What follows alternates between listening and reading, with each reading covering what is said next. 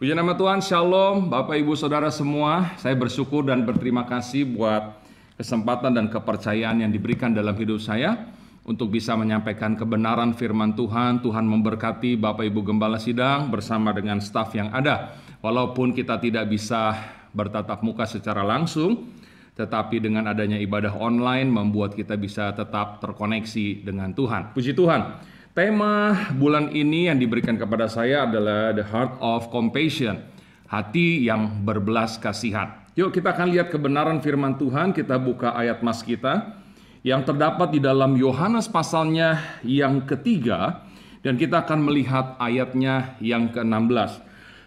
Yohanes pasal 3 ayatnya yang ke-16. Firman Tuhan berkata demikian, "Karena begitu besar kasih Allah akan dunia ini, sehingga ia telah mengaruniakan anaknya yang tunggal, supaya setiap orang yang percaya kepadanya tidak binasa, melainkan beroleh hidup yang kekal." Katakan amin, saudara. Nah, kalau kita melihat tentang kedatangan Yesus ke dalam dunia ini, maka selama ini kita tahu bahwa kedatangan Yesus ke dalam dunia ini adalah untuk menyelamatkan dan menebus setiap umat manusia dari perbuatan dosa mereka.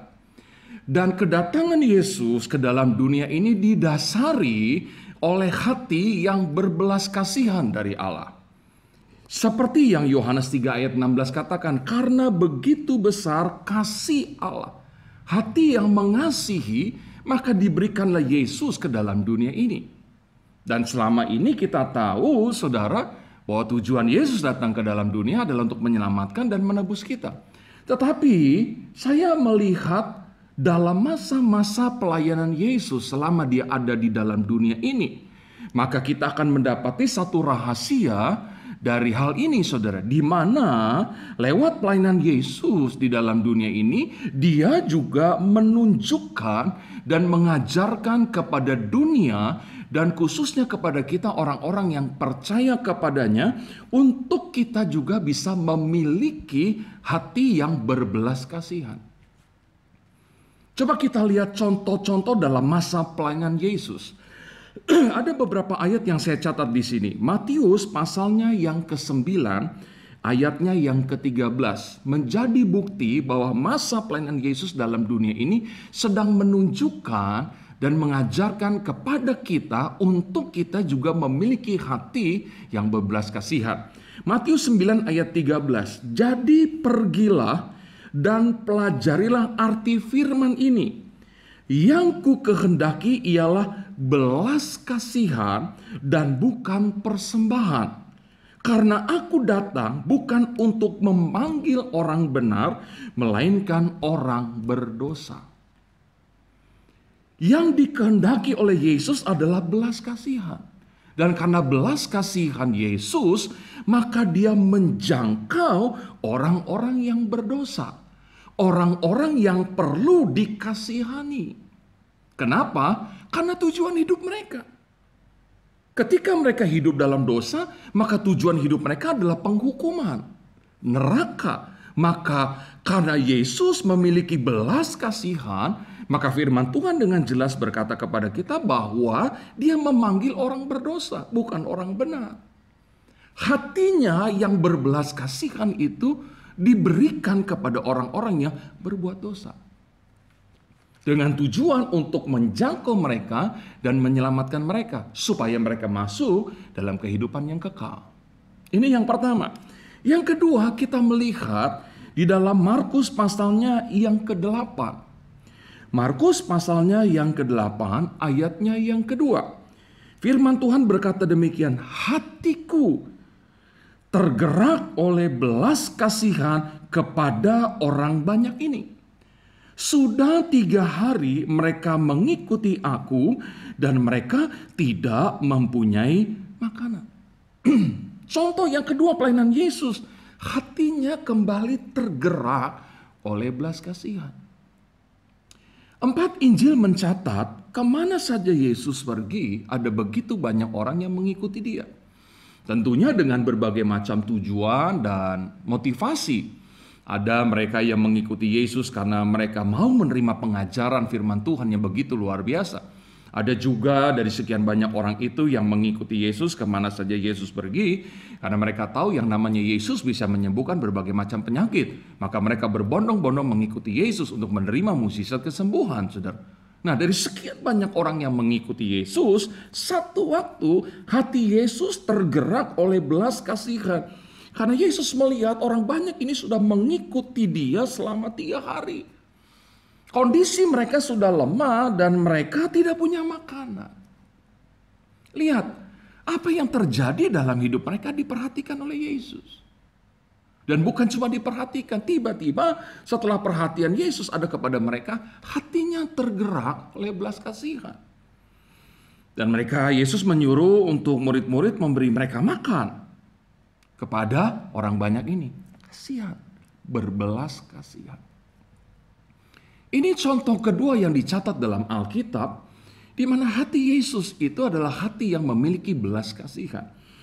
Kita melihat contoh yang ketiga yang dicatat dalam kebenaran firman Tuhan. Kita sama-sama melihat Lukas pasalnya yang ke-7 ayatnya yang ke-13. Lukas pasalnya yang ke-7 dan kita akan melihat ayatnya yang ke-13. Dan ketika Tuhan melihat janda itu, tergeraklah hatinya oleh belas kasihan. Lalu ia berkata, jangan menangis. Lihat, lagi-lagi Alkitab kita mencatat dengan sangat jelas, hati Yesus tergerak oleh belas kasihan kepada seorang janda yang hanya punya anak laki-laki dan anak laki-laki itu sudah meninggal. Dan kita tahu bersama dari apa yang dicatat dalam kebenaran firman Tuhan, ketika hati Yesus tergerak oleh belas kasihan, pasti ada sesuatu yang Yesus lakukan. Ada pertolongannya, ada mukjizatnya, ada pembelaannya, saudara. Maka kita harus bersyukur dan berterima kasih kepada Tuhan yang selalu memperhatikan kita. Dan saya bisa katakan bahwa sampai hari ini, siapapun kita hidup sampai hari ini karena belas kasihan Tuhan. Ketika saudara dan saya sakit, lalu Tuhan menyembuhkan kita, itu karena belas kasihan Tuhan kepada kita. Ketika kita harus kehilangan banyak hal dalam hidup kita di hari-hari ini, saudara. Saya tidak tahu seberapa banyak di antara kita yang kehilangan sesuatu. Mungkin kehilangan bisnis, kehilangan keuntungan, kehilangan pekerjaan, kehilangan sukacita karena masalah yang terjadi. Mungkin ada yang kehilangan kesehatan. Maka saya percaya ketika Tuhan memperhatikan kita dan kita ada di dalam perhatiannya Tuhan. Dan ketika hati Tuhan tergerak oleh belas kasihan, maka Dia menolong kita. Maka saya berani katakan, kita hidup sampai hari ini karena belas kasihan Tuhan. Maka betapa bersyukurnya kita karena belas kasihan Tuhan selalu menjangkau setiap kehidupan kita. Kalau kita telusuri hidup kita, siapa kita Bapak Ibu Saudara? Kita bisa ada sampai hari ini. Mungkin kita punya latar belakang yang begitu kelam, latar belakang yang begitu gelap, latar belakang yang begitu pahit, saudara. Yang sepertinya pada waktu itu kita sendiri tidak memiliki pengharapan. Bahkan orang-orang di sekitar kita sudah berkata bahwa kita adalah manusia yang tidak berguna. Tapi dengan berjalannya waktu, dari waktu ke waktu kita terima belas kasihan Tuhan. Dia mengampuni dosa kita, Dia membimbing kita, Dia mengangkat kita pada waktu kita jatuh, Dia memberkati kita dengan pekerjaan, dengan kesehatan, sehingga kita bisa ada sampai hari ini. Patutlah kita bersyukur buat belas kasihan Tuhan dalam setiap kehidupan kita. Dan saya mau katakan kepada jemaat Tuhan, kepada kita semua, kita tidak hanya cukup untuk bersyukur, saudara. Karena kita mendapat sesuatu, yaitu belas kasihan daripada Tuhan. Tapi lebih daripada itu, yang Tuhan mau dalam setiap kehidupan kita adalah kita juga punya hati yang berbelas kasihan kepada orang-orang yang ada di sekitar kita. Di saat-saat ini ada begitu banyak orang yang membutuhkan belas kasihan, saudara. Bukan hanya kita yang butuh belas kasihan, tetapi ada banyak orang di sekitar kita yang butuh belas kasihan. Dan Tuhan memerintahkan kita dan Tuhan mau untuk kita punya hati yang sama dengan Dia. Ada ayat firman Tuhan yang ingin saya sampaikan kepada saudara, dan bagi saya ini juga merupakan satu perintah daripada Yesus kepada kita. Lukas pasalnya yang ke-10, ayatnya yang ke-37. Lukas pasalnya yang ke-10, ayat yang ke-37. Nanti saudara baca keseluruhan dari cerita ini, yaitu cerita tentang orang Samaria yang murah hatinya. Ayat 37 firman Tuhan berkata demikian, jawab orang itu, orang yang telah menunjukkan belas kasihan kepadanya. Kata Yesus kepadanya, pergilah dan perbuatlah demikian. Kita tahu bersama ada seorang yang dirampok oleh penyamun, dan penyamun itu bukan cuma merampas harta benda daripada orang itu, tapi juga memukulnya sampai babak belur, saudara. Lalu Alkitab mencatat, lewatlah di jalan itu seorang imam. Tapi imam ini tidak melakukan sesuatu kepada orang yang membutuhkan belas kasihan. Tidak berapa lama kemudian dalam perumpamaan ini lewatlah seorang Lewi yang melihat seperti imam itu melihat. Ada orang yang butuh belas kasihan. Tapi seperti imam yang dicatat dalam perumpamaan ini, seorang Lewi pun hatinya tidak tergerak. Padahal dia melihat ada seseorang yang membutuhkan belas kasihan. Tapi hatinya tidak tergerak. Dia menyimpang lalu meninggalkan orang ini. Dan yang ketiga, lewatlah orang Samaria di jalan yang sama. Lalu orang Samaria ini melihat orang yang membutuhkan belas kasihan. Dan Alkitab mencatat ada tindakan yang dilakukan oleh orang Samaria ini. Dengan dia menolong, membasuh lukanya, mengangkatnya ke tumpangannya, lalu membawanya kepada penginapan dan menyuruh orang untuk merawat orang ini dan memberikan uang. Dan dia berjanji kalau uangnya kurang, waktu dia kembali dia akan bayar lagi. Dan Yesus berkata kepada orang ini yang bertanya tentang ini, saudara, siapa di antara ketiga orang ini yang menunjukkan belas kasihan? Dan orang itu menjawab, orang yang ketiga. Orang yang telah menolong, orang yang butuh pertolongan. Dan perhatikan saudara, Yesus bilang apa? Pergilah dan perbuatlah demikian. Maka kita bukan cuma dihimbau untuk memiliki hati yang berbelas kasihan, tapi Tuhan memerintahkan kita untuk kita pergi dan melakukan seperti apa yang dilakukan oleh orang Samaria.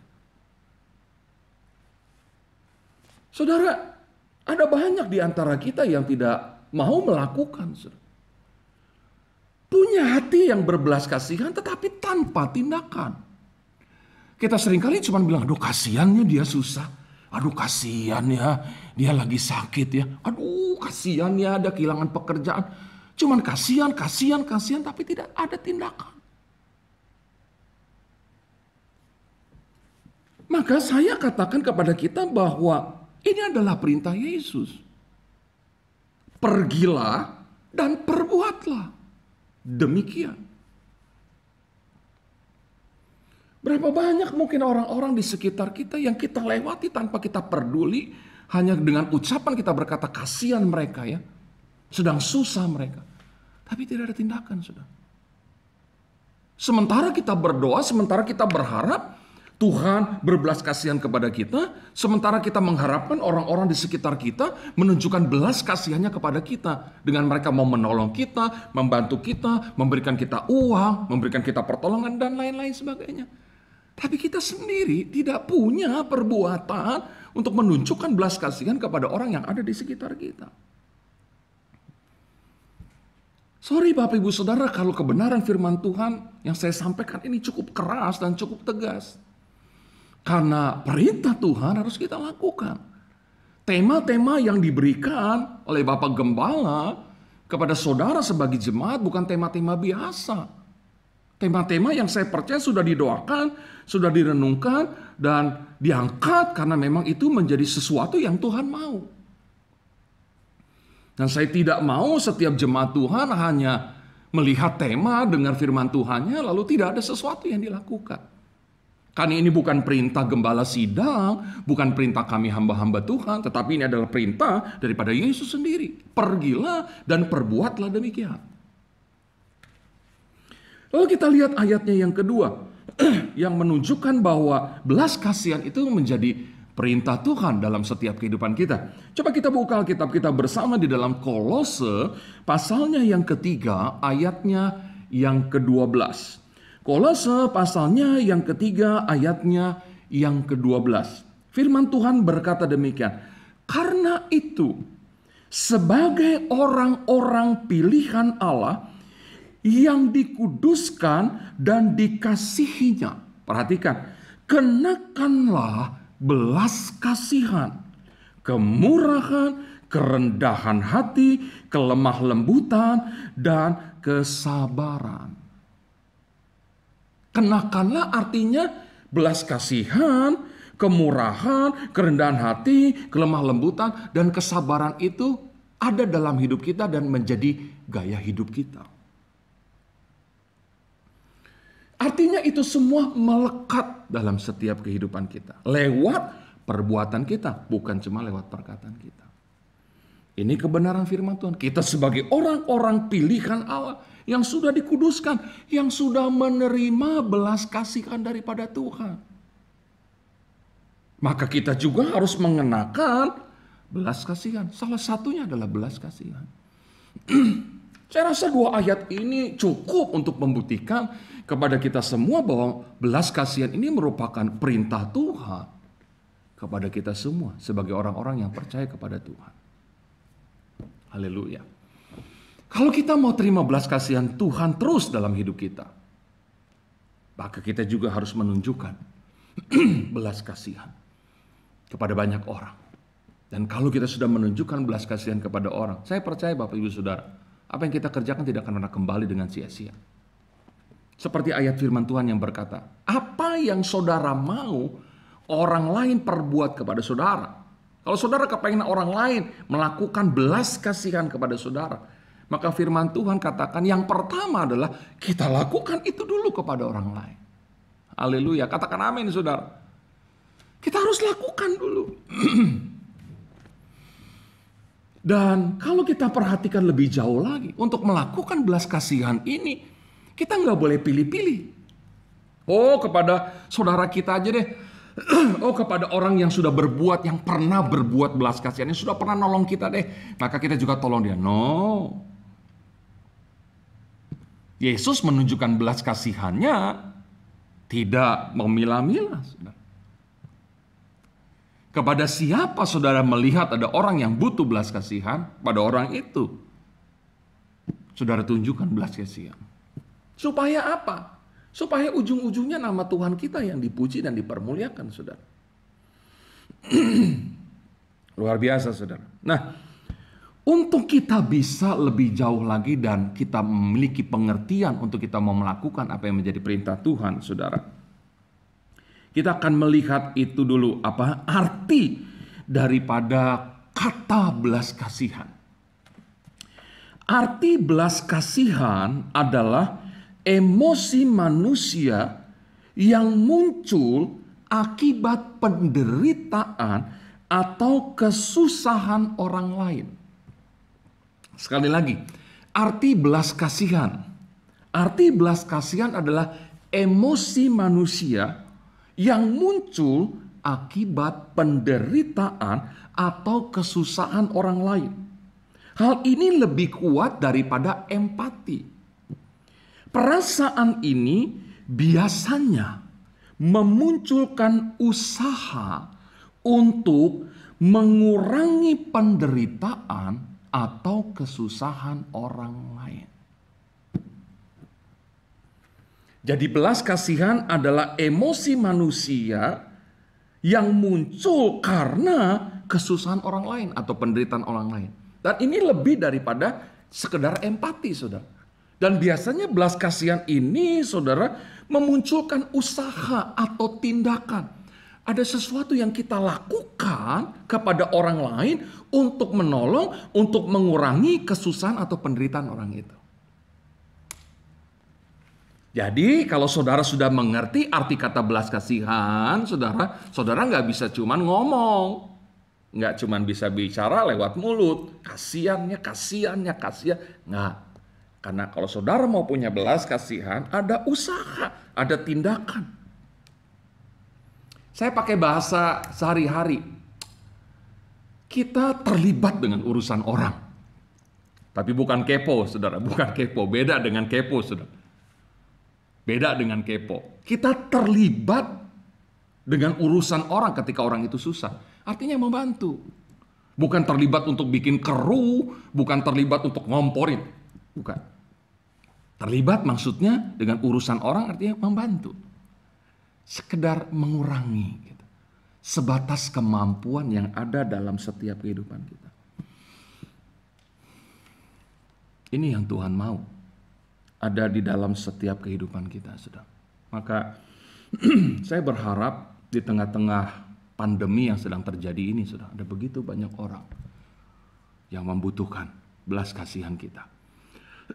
Firman Tuhan berkata di dalam Matius 5 ayat 13 sampai 16. Tuhan menyuruh kita untuk menjadi terang dunia dan garam dunia. Apa maksudnya? Terang itu kelihatan. Artinya perbuatan kita untuk menolong orang. Hati kita yang memiliki belas kasihan yang kita lakukan dalam setiap kehidupan kita, itu harus kelihatan banyak orang. Lalu firman Tuhan menyuruh kita juga untuk menjadi garam dunia. Garam itu tidak kelihatan kalau sudah ada di makanan. Tapi kita bisa merasakannya. Di dalam makanan itu ada garamnya atau enggak. Kita bisa ngerasakan. Dan itu maksud Tuhan. Jadilah terang dan garam dunia. Kelihatan. Dirasakan oleh banyak orang. Yang kita tahu bersama, orang-orang akan bertanya, siapa mereka? Oh, mereka adalah pengikut Kristus. Mereka adalah orang Kristen. Karena Tuhan mereka mengajarkan untuk melakukan itu. Wow, saudara. Maka berapa banyak orang-orang yang akan melihat bahwa ada Yesus dalam setiap kehidupan kita. Saya banyak melihat dalam masa-masa pandemi ini ada begitu banyak orang yang mau melakukan perintah Tuhan. Ada orang yang saya kenal baik, saudara. Dia terkena COVID-19. Dia telepon kepada saya untuk minta bantuan doa. Saya berdoa kepada dia. Dan sering saya telepon untuk memberikan kekuatan kepada dia. Dan satu waktu dia bercerita, Pak Yofi, doakan saya. Karena saya tidak dapat kamar di rumah sakit. Dia cari dari satu rumah sakit ke rumah sakit yang lain. Dia cari, penuh semuanya.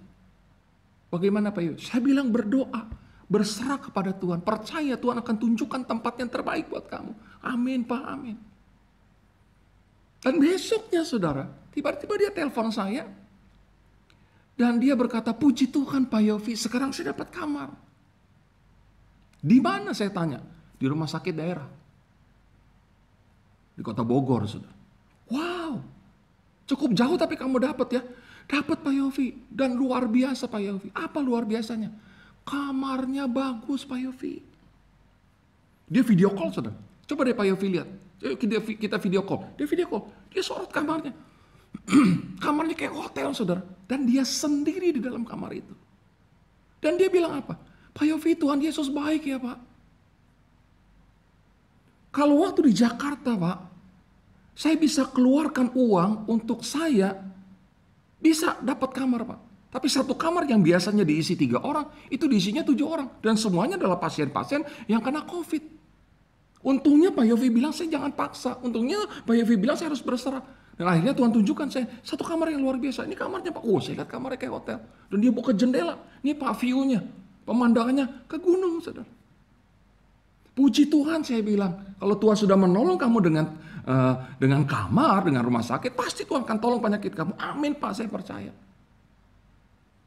Dari dia harus diisolasi, saya terus berdoa buat dia, saudara. Jadi saya juga mendengar usahanya juga terpuruk, saudara. Dia terus berdoa, saudara. Dan ada satu yang luar biasa, saudara, yang dia lakukan. Dia punya hati yang berbelas kasihan. Di tengah-tengah dia menghadapi COVID-19, di tengah-tengah usahanya terpuruk. Lihat saudara, ada sesuatu yang dia lakukan. Dia transfer uang kepada saya. Dengan pesan, Pak Yofi tolong bagikan berkat ini kepada hamba-hamba Tuhan yang membutuhkan, Pak. Karena saya tahu, karena pandemi ini tidak ada ibadah di gereja-gereja. Dan ada banyak hamba Tuhan yang sorry to say, saudara, hidup dari persembahan jemaat. Ada begitu banyak teman-teman saya di daerah-daerah yang mereka juga berdoa dan mereka WA kepada saya, tolong bantu kami dalam doa. Karena tidak ada ibadah, maka sulit bagi kami untuk menjalani hari-hari. Dan orang yang kena COVID yang juga usai terpuruk, dia punya hati berbelas kasihan. Yang sebenarnya dia membutuhkan belas kasihan dari orang lain. Tapi lihat, karena dia punya hati yang berbelas kasihan, dia lakukan dulu kepada orang lain. Dia perlu belas kasihan, tapi dia tunjukkan belas kasihan kepada orang lain. 2 kali dia transfer dana untuk membantu hamba-hamba Tuhan di berbagai macam daerah. Dengan tingkat kesulitan masing-masing, sudah. Untuk sembako, untuk bayar listrik, bayar uang sekolah anak. Dan banyak yang terbantu, sudah. Dan pada akhirnya sekarang ini, saudara, dia sudah kuat, dia sudah sehat, dia sudah kembali ke rumah. Dari rumah sakit, pulang ke rumah, di rumah juga dia isolasi di kamar sendiri. Istrinya kalau antar makanan ditaruh depan pintu kamar, saudara, ketok-ketok, istrinya lari, sudah. Dia buka pintu, ambil makanan, tutup. Selesai makan, dia taruh depan pintu, dia WA istrinya. Piring sudah ada depan pintu. Istrinya datang lagi, ambil dengan alat APD, cuci khusus buat gitu. Sampai akhirnya, kalau sekarang video call, dia sudah ada bersama dengan istri dan anak-anaknya, saudara. Dan saya juga mendengar usahanya mulai bangkit. Nggak salah, firman Tuhan nggak pernah salah. Dia dapat hati dari Tuhan yang berbelas kasihan kepada dia. Sembuhkan dari COVID. Usahanya mulai diangkat oleh Tuhan. Dan dia makin mengasihi Tuhan. Haleluya. Jadi saya tidak panjangkan kebenaran firman Tuhan pada saat ini, saudara. Tapi dimanapun kita berada, kita yang sudah menerima belas kasihan Tuhan, kita yang sudah tahu bahwa Tuhan kita punya hati yang berbelas kasihan, dan kita sudah banyak menerima belas kasihan Tuhan, yang Tuhan mau, pergilah dan perbuatlah demikian. Tunjukkan belas kasihan kita kepada banyak orang yang membutuhkan. Dan saya percaya apa yang kita kerjakan tidak akan pernah kembali dengan sia-sia. Seberapa kuat engkau membantu orang lain, lakukan itu. Dan ketika engkau melakukannya, Tuhan memperhatikan hidup kita semua. Tuhan Yesus memberkati kita semua. Saya rindu kita berdoa. Bapa di surga, terima kasih buat kebenaran firman-Mu dengan waktu yang terbatas, saudara. Tapi kami yakin dan percaya kuasa firman-Mu itu akan menjangkau setiap kehidupan kami. Dan hamba-Mu berdoa bagi setiap umat-Mu yang sedang mengikuti ibadah online ini, yang melihat program online ini. Tuhan menolong, Tuhan memberkati mereka. Berikan kepada mereka hati yang berbelas kasihan kepada banyak orang. Seperti mereka sudah menerima belas kasihan daripada Yesus dalam hidup mereka. Kami hidup sampai hari ini karena belas kasihan Tuhan. Maka kami juga akan menunjukkan kepada banyak orang belas kasihan yang kami terima daripada Tuhan kepada orang lain. Sehingga lewat apa yang kami kerjakan, nama Tuhan yang dipuji, nama Tuhan yang dipermuliakan. Engkau memberkati setiap umat-Mu dalam segala persoalan, kesulitan, tantangan, masalah yang sedang mereka hadapi. Mereka tidak pernah sendiri. Tuhan ada bersama dengan mereka.